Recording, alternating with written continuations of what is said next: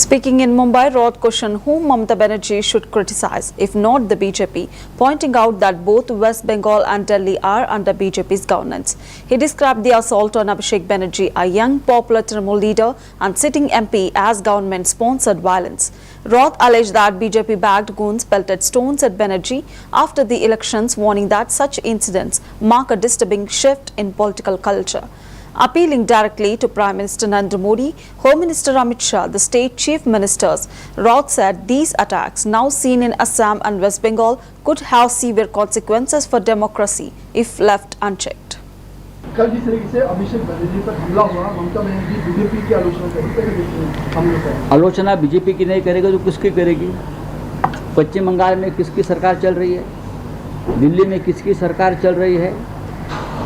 जिस तरह से तृणमूल कांग्रेस के एक युवा नेता जो पार्टी के जनरल सेक्रेटरी है, जो सिटिंग मेंबर ऑफ पार्लियामेंट है, हाँ, जो एक बड़ा नेता है, लोकप्रिय नेता है, चुनाव हारने के बाद बीजेपी के गुंडे स्पॉन्सर्ड बाय गवर्नमेंट एक सांसद के ऊपर सड़क पर हमला करते हैं, पत्थर मारते हैं।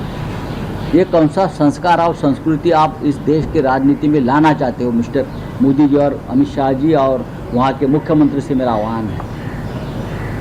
इस देश में अब तक ये कभी हुआ नहीं है, लेकिन असम और पश्चिम बंगाल में ये हो रहा है, होने जा रहा है, और उसका जो परिणाम है पूरे देश के लोकतंत्र को भुगतना पड़ेगा। ध्यान में रखिए, ये गुंडागर्दी आप जो ला रहे हो राजनीति में, पॉलिटिक्स में, डेमोक्रेसी में, उसकी कीमत हर भारतीयों को चुकानी पड़ेगी, और जब आप सत्ता पे नहीं रहोगे तो आपको भी चुकानी पड़ेगी। अभिषेक बैनर्जी के ऊपर जिस प्रकार का हमला हुआ है, देश के प्रधानमंत्री और गृह मंत्री ने उसकी जिम्मेदारी लेनी चाहिए। विपक्ष एकजुट है। जल्दी ही इंडिया ब्लॉक की बैठक दिल्ली में होगी इस मामले में। सर, डीके शिव कुमार जो है कर्नाटक के सीएम बनने जा रहे हैं, 3 जून को शपथ लेते हैं।